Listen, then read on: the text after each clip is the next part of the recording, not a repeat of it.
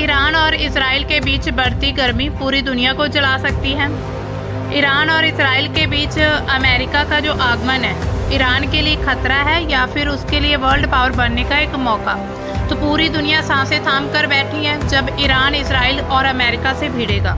तो आइए दोस्तों जानते हैं इस पूरी वीडियो में हम मिडिल ईस्ट की अब तक की कहानी, अब तक जो इतने तनाव वहाँ पर देखे जा रहे हैं। ये युद्ध जो अभी ईरान और इजराइल का युद्ध था, इसमें अभी अमेरिका भी एंटर हो चुका है। तो ये सब क्यों हुआ, कैसे हुआ, तो इस पूरी वीडियो में हम देखेंगे। तो सबसे पहले हमें समझना होगा ईरान और इजराइल की जो ऐतिहासिक इनके जो मुद्दे हैं, ऐतिहासिक तनावों के बारे में। ईरान और इजराइल के बीच जो कॉन्फ्लिक्ट्स हैं वो काफ़ी पुराने हैं। 1979 से पहले ईरान में राजवंश का शासन होता था। दोनों देशों के जो रिश्ते थे वो काफ़ी दोस्ताना थे, काफ़ी एक दूसरे के संबंध उनके गहरे थे।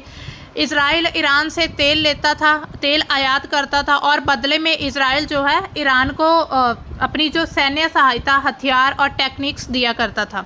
लेकिन 1979 में क्या होता है कि इस्लामिक क्रांति आ जाती है, जिसकी वजह से ईरान में जो इस्लामिक सरकार बनती है। तो वहाँ पर जो आयतुल्लाह खमैनी उसके नेतृत्व में शाह का तख्ता पलट कर दिया जाता है और ईरान एक इस्लामिक गणराज्य बन जाता है। इस क्रांति ने क्या किया, देश की जो ईरान की विदेश नीति थी उसको पूरी तरह से बदल दिया था। कैसे बदला? ईरान ने इजराइल को अपना दुश्मन मानना शुरू कर दिया और उसको शैतान करार कर दिया। फिलिस्तीन का समर्थन शुरू कर दिया था। दूसरी तरफ इजराइल ने ईरान को क्षेत्रीय खतरे के रूप में देखना शुरू कर दिया, क्योंकि ईरान में परमाणु संवर्धन किया जा रहा था।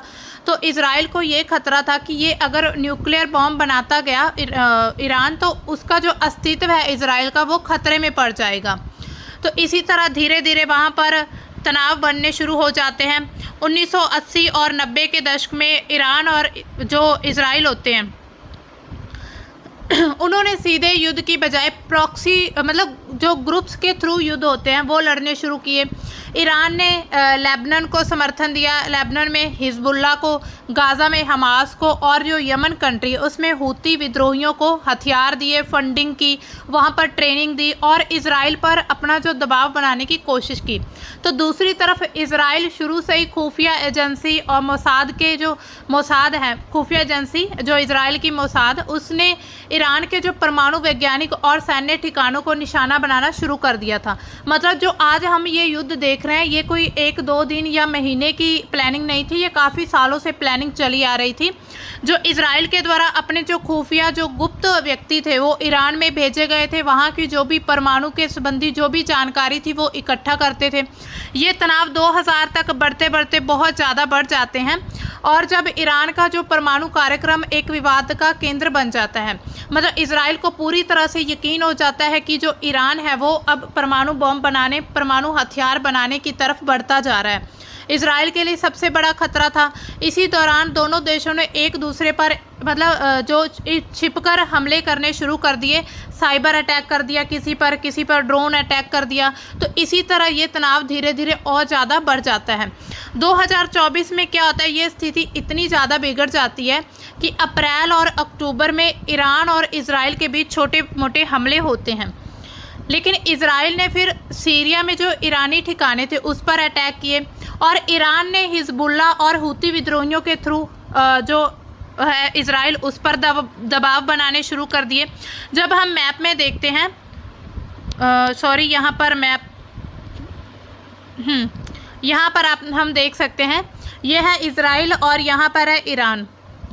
तो ईरान ने क्या किया, जो इजराइल के जो पड़ोसी देश थे जैसे सीरिया में या फिर ईरान में जो मतलब लेबनान में जो हिजबुल्लाह है, हूती विद्रोही थे, उनसे अपने संपर्क कायम किए ईरान ने और फिर इजराइल को पर अटैक करने शुरू कर दिए थे। इसी बीच क्या होता है कि ईरान और जो रूस है उसने सीरिया में विद्रोहियों के खिलाफ हमले किए, जिससे क्या होता है मध्य पूर्व तनाव और बढ़ने शुरू हो जाते हैं। मतलब कि जो रूस है वो भी इसमें एंटर कर जाता है छोटे मोटे तनाव में। इसी तरह मिडिल ईस्ट के जो कॉन्फ्लिक्ट्स हैं वो दिन ब दिन बढ़ने शुरू हो जाते हैं। इसके बाद क्या होता है कि जो मिडिल ईस्ट में हम जो पैलेस्टीनियन कॉन्फ्लिक्ट्स देखते हैं, मतलब जो फ़िलिस्तीनी का जो संघर्ष चल रहा है इजराइल और फ़िलिस्तीनियों के बीच, उसमें सिचुएशन ऐसी है कि जो ईरान है वो फ़िलिस्तीनियों को समर्थन देता है। तो इसी वजह से जो इजराइल है उसका तनाव ईरान के साथ शुरू से तो थोड़े बहुत विद्रोह चल रहे थे, लेकिन उसके बाद और ज़्यादा बढ़ने शुरू हो जाते हैं। इसी तरह इनकी दोस्ती धीरे धीरे दुश्मनी में बदल जाती है। और ये जो शुरुआत हुई थी ये सबसे पहले तो तभी हुई थी, मतलब ये धर्म युद्ध के नाम पर ये शुरुआत हुई थी, जो यहूदी और इस्लामियों के बीच एक दूसरे के अस्तित्व को लेकर खतरा बना हुआ था। तो इसी बीच आज जब हम गाज़ा में देखते हैं तो इजराइल ने गाज़ा में पूरी तरह से अमानवीय संकट बनाकर रखा हुआ है। इजराइल ने गाज़ा को नाकाबंदी करके रख दिया और वहाँ के जो भी ऐसी सिचुएशन बन चुकी हैं कि वहाँ की जो जनता है वो भूख प्यास से मर रही है और उधर अकाल पड़ने की स्थिति बन चुकी है। दूसरी तरफ जो इजराइल है वो इस बात पर टिका हुआ है, अड़ा हुआ है इस बात पर कि जब तक हमास खुद से मतलब कि सरेंडर नहीं कर देता तब तक वो कोई भी वहाँ पर सहायता नहीं पहुँचाएंगे। हालांकि बहुत सारी कंट्रीज़ ने इजराइल का जो आलोचना भी की है इस कदम की, लेकिन फिर भी जो इजराइल है वो झुकने को तैयार नहीं है। तो इसी तरह जो मिडिल ईस्ट जब हम कनेक्शंस देखते हैं, सऊदी अरब, यूएई, तो हम देखते हैं कि जो ईरान है वो शिया मेजॉरिटी कंट्री है, वहाँ पर शिया लोग ज़्यादा रहते हैं, शिया मुस्लिम जो होते हैं। तो इसी तरह ये धीरे धीरे धर्म से बढ़कर ये जो पॉलिटिक्स पर ये युद्ध आकर मतलब ऐसी एक सिचुएशन बन जाती है कि अब क्या है कि हर एक कंट्री जो है पूरा एक मतलब वर्ल्ड पावर बनने की एक इच्छा रखती है कि हम वर्ल्ड पावर बने। तो इसी तरह जो अमेरिका है, अमेरिका का भी इस युद्ध में आगमन हो चुका है, वो भी इसमें एंटर कर चुका है। इसमें जो सऊदी अरब और ईरान के जो रिश्ते हैं हालांकि वो अच्छे नहीं हैं, लेकिन फिर भी जो सऊदी अरब है वो इजराइल के इस कदम की निंदा करता है कि उसने ईरान के जो परमाणु ठिकाने थे उस पर अटैक किया। ईरान में हालांकि ईरान और इजराइल दोनों कंट्रीज़ को काफ़ी नुकसान हुआ है।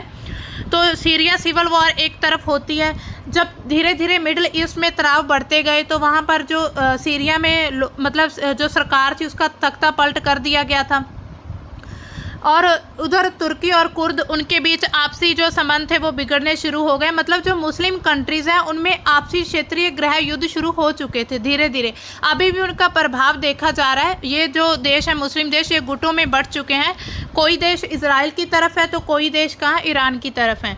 अब हम बात करते हैं जो आज का युद्ध मतलब आज की सिचुएशन हो जो हमें देखने को मिलती है 2025 की।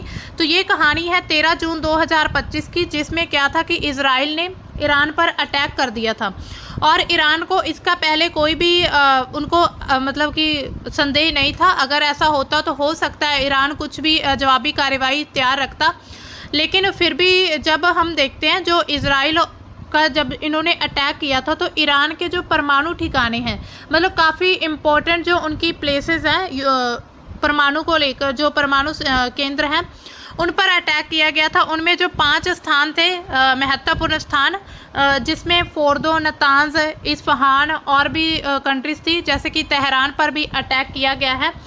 तो इन सभी अटैक का कारण यही जो इजराइल है वो ये बताता है, इसके पीछे लॉजिक जो ईरान है वो परमाणु बॉम्ब बनाने की तरफ बढ़ता जा रहा है। और अगर परमाणु बॉम्ब बना लेता है ईरान तो जो अस्तित्व है जो मिडिल ईस्ट कंट्रीज़ के अस्तित्व को खतरा हो सकता है, स्पेशली इजराइल को, क्योंकि इजराइल को पता है कि मेरे ईरान के साथ तनाव चल रहे हैं। अगर कल को जो ईरान बना लेता है ये न्यूक्लियर बॉम्ब तो इससे क्या होगा कि इजराइल को सबसे पहले खतरा है। तो इसी तरह जो अमेरिका और इजराइल के संबंध अच्छे हैं, शुरू से ही काफ़ी उनके दोस्ताना संबंध हैं। जो बेंजामिन नेतन्याहू हैं प्रधानमंत्री इजराइल के, तो वो काफ़ी समय अमेरिका में भी रहकर आ चुके हैं, तो उनके काफ़ी उनसे अच्छे संबंध है। वहाँ के वो दूतावास भी रह चुके, इजरायली दूतावास। तो इसी तरह उनके अच्छे संबंध होने की वजह से जो अमेरिका है वो इजराइल को सपोर्ट करता है। लेकिन जब इजराइल ने ईरान पर अटैक किया तो ईरान भी चुप रहने वालों में से नहीं था। उन्होंने कहा कि हम झुकने वालों में से नहीं हैं, तो उन्होंने भी जो काउंटर अटैक करने शुरू कर दिए थे। काफ़ी अपने उनके जो इजराइल के मिलिट्री एरियाज थे, सिविलियन एरिया, वहाँ पर अटैक किए, अपने ड्रोन्स भेजे, 100 प्लस उन्होंने कुछ 100-200 ड्रोन्स भेजे, मिसाइलें भेजी। इससे क्या हुआ, जो इजराइल का जो डोम था, आयरन डोम, तो वो पहले तो काम कर रहा था, लेकिन अब ऐसा एक बताया जा रहा है कि उसकी जो 90% क्षमता थी अब वो कम होकर 65% मिसाइल को मतलब अटैक करने की क्षमता 65% तक रह चुकी है। तो इसी तरह हम देख सकते हैं, आप पिक्चर्स में भी देख सकते हैं, ये देखिए ये जो ठिकाने हैं नतांज जो एनरिचमेंट साइट है जहाँ पर यूरेनियम को एनरिचमेंट किया जा रहा है, तो इन पर अटैक किए गए हैं ख़ास तौर पर। और ये अटैक कोई एक महीने या थोड़े दिनों के नहीं, ये काफ़ी लंबे समय से प्लानिंग चली आ रही थी। तो जो खामनेई है, आयतुल्ला खामनेई, वो कहते हैं कि हम भी चुप नहीं रहेंगे, क्योंकि उनके नुकसान, वो कहते हैं कि हमारा नुकसान ज़्यादा हुआ है। उनके जो 3 सीनियर अधिकारी हैं IRGC के कमांडर, वो मारे जा चुके हैं। फिर ईरान ने मिसाइलों से, ड्रोन से अटैक किए। इन हमलों में कई नागरिक मारे गए, कई आम जनता को काफ़ी नुकसान हुआ, हॉस्पिटल पर अटैक किए गए। जो इजराइल का सोरोका हॉस्पिटल है उस पर अटैक हुआ। तो इसी बीच जब अमेरिका एक ये बयान देता है, मतलब अमेरिका ईरान को सरेंडर करने के लिए कहता है, लेकिन ईरान झुकने को तैयार नहीं है। तो फिर क्या होता है, अमेरिका को पता है कि अब स्थिति हाथ से निकलती जा रही है, तो फिर उन्होंने अब USA के जो बॉम्बर्स थे, B-2 बॉम्बर्स, वो विमान डिप्लॉय कर दिए हैं ईरान में, मतलब ईरान के तरफ अब उनका रुख है, और ईरान में अटैक भी किए हैं। तो उन्होंने लॉन्चिंग B-2 स्टेल्थ बॉम्बर्स को शुरू कर दिया है, और ये 21 जून 2025 की बात है। अब हम देखते हैं मतलब ये स्थिति कहाँ तक पहुँचती है। इससे काफ़ी ज़्यादा तनाव देखने को मिल रहे हैं। मिडिल ईस्ट कंट्रीज़ में बहुत ज़्यादा नुकसान हो रहा है, और इसमें जो वहाँ की इकॉनमी है वो भी काफ़ी डाउन होती जा रही है। तो इसमें अब इस युद्ध में अमेरिका आ चुका है, तो क्या ये युद्ध अब वर्ल्ड वॉर 3 बन सकता है? तो ऐसे मन में बहुत से सवाल उठते हैं, जिनके जवाब हमें धीरे धीरे मिलते रहेंगे जैसे कोई भी अपडेट आएगी। तो अगर हम इस प्रभाव की बात करें, जो भी यहाँ पर चल रहे हैं तनाव, जो भी वॉर चल रहा है, इनके इफ़ेक्ट, सबसे पहले तो जो मानवीय संकट छाया हुआ है, मतलब काफ़ी लोगों का नुकसान हो चुका है, यहाँ तक काफ़ी लोगों की मृत्यु भी हो चुकी है। तो इसी तरह से कुछ लोग क्या कर रहे हैं, अपना जो जगह छोड़कर दूसरी कंट्रीज़ में जाना शुरू कर दिए हैं, क्योंकि अब वहाँ पर ऐसी सिचुएशन है कि ऐसे लग रहा है कि वर्ल्ड वॉर 3 होने की सिचुएशन बन चुकी है, कि वर्ल्ड वॉर 3 होगा। दूसरा, जो इकॉनमी डैमेज काफ़ी हो चुका है, जिसमें जो तेल है उनके भाव बहुत ज़्यादा बढ़ चुके हैं, क्योंकि जब हम देखते हैं तो मिडिल ईस्ट कंट्रीज़ में सबसे ज़्यादा जो तेल और खनिज संसाधन पाए जाते हैं। अब वहाँ पर ऐसी सिचुएशन, युद्ध की स्थिति बनी हुई है, तो जो रेट है, मतलब दाम है, वो काफ़ी बढ़ जाएंगे, जिससे अर्थव्यवस्था पर बहुत बड़ा प्रभाव पड़ेगा। इसके बाद जो हम देखते हैं पॉलिटिकल ग्रुप्स बन चुके हैं, मतलब कि अलग अलग ग्रुप, एक तरफ जो ईरान है और उसके समर्थक कंट्रीज, दूसरी तरफ इजराइल और अमेरिका और उनका समर्थन करने वाले जो देश हैं। तो अब इन गुटों को देखकर यही पता चलता है कि जैसे वर्ल्ड वॉर 1 और वर्ल्ड वॉर 2 हुआ था, तो वैसी स्थिति बन रही है कि जब पूरा विश्व 2 गुटों में बंट चुका है, तो अब ऐसी हो सकता है कि युद्ध हो ही जाए। तो इसके बाद जो ग्लोबल एनर्जी प्राइसेस हैं, मतलब जो ऊर्जा के जो रेट है, जो प्राइस है, वो काफ़ी ज़्यादा बढ़ चुके हैं। इससे भारत पर भी काफ़ी प्रभाव पड़ेगा, क्योंकि जो हमारा व्यापार होता है ईरान के साथ, वो जलडमरू मध्य के साथ होता है, मतलब जो होर्मुज जो होर्मुज स्टेट है उसके थ्रू होता है। तो ऐसी सिचुएशन में वहाँ का रास्ता बंद कर दिया जा सकता है, और जो भारत वहाँ से तेल आयात करता है, तो वो उसमें कमी आ सकती है, तेल आपूर्ति में कमी हो जाएगी। तो फिर भारत में भी जो अर्थव्यवस्था बिगड़ने के चांस है, मतलब कि जो तेल के दाम बढ़ने के मतलब ऐसे आसार नज़र आ रहे हैं। इसके अलावा सोशल इम्पैक्ट काफ़ी पड़ेंगे, मतलब काफ़ी लोग जैसे एक जगह से दूसरी जगह पर अभी डिस्प्लेसमेंट हो रही है लोगों की, तो उसी बीच काफ़ी ज़्यादा लोग परेशान हो रहे हैं। उनको मतलब कहीं भी रहना अब सेफ़ नहीं लग रहा मिडिल ईस्ट कंट्रीज़ में।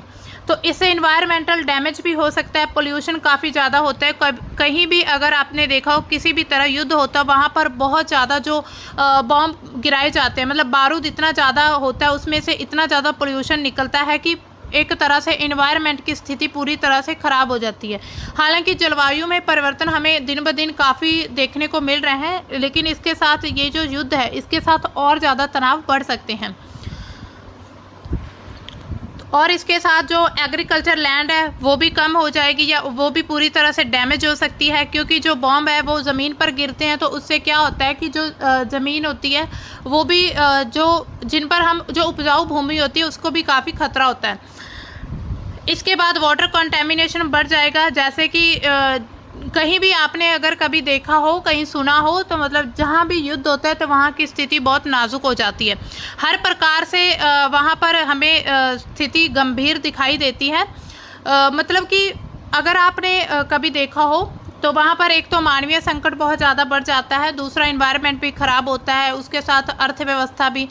तो ऐसे धीरे धीरे अब ये स्थिति और कहाँ तक पहुँचती है, ये हमें आने वाली अपडेट्स के साथ ही पता चलेगा। तो दोस्तों, ये थी हमारी आज की जो मिडिल ईस्ट कंट्रीज़ की कहानी, मतलब जिसमें हमने देखा जो भी इस क्षेत्र में क्या तनाव बने हुए हैं, क्यों ये तनाव आज के नहीं है, ये काफ़ी साल पुराने हैं। लंबे समय से ये तनाव धीरे धीरे चल रहे थे, जो आज युद्ध का रूप धारण कर चुके हैं। अब देखिए, अमेरिका ने इजराइल का साथ दे रहा है, तो वहीं दूसरी तरफ ईरान का साथ देने के लिए भी कुछ कंट्रीज़ आ सकती हैं, जैसे कि रशिया, जापान, चाइना या कोई और कंट्री। तो अब इसी तरह से ये बड़ा युद्ध होने की संभावना है, जिसको हम वर्ल्ड वॉर 3 भी कह सकते हैं। आपको इस वीडियो में मतलब क्या चीज़ सबसे इंटरेस्टिंग लगी, या आप अपने ओपिनियन दे सकते हैं कि इससे अब और क्या सिचुएशन हो सकती है। जैसे कि अमेरिका जो है वो इसमें एंटर कर चुका है। सब जानते हैं कि अमेरिका के पास बहुत अच्छी जो रक्षा प्रणाली है, मतलब जो सैन्य उसका जो सैन्य सहयोग है या सैन्य की जो प्रणाली, उसकी बहुत ज़्यादा अच्छा सिस्टम है। डिफेंस सिस्टम उसका सबसे ज़बरदस्त है। तो आप भी सोच सकते हैं कि इससे अब और क्या क्या सिचुएशंस बन सकती हैं। तो आप अपने ओपिनियन इस वीडियो के कमेंट सेक्शन में आप दे सकते हैं। तो इससे रिलेटेड और कोई भी अपडेट आती है तो हम अपडेट लेकर आपके सामने आएंगे। तब तक के लिए बाय। Thanks for watching.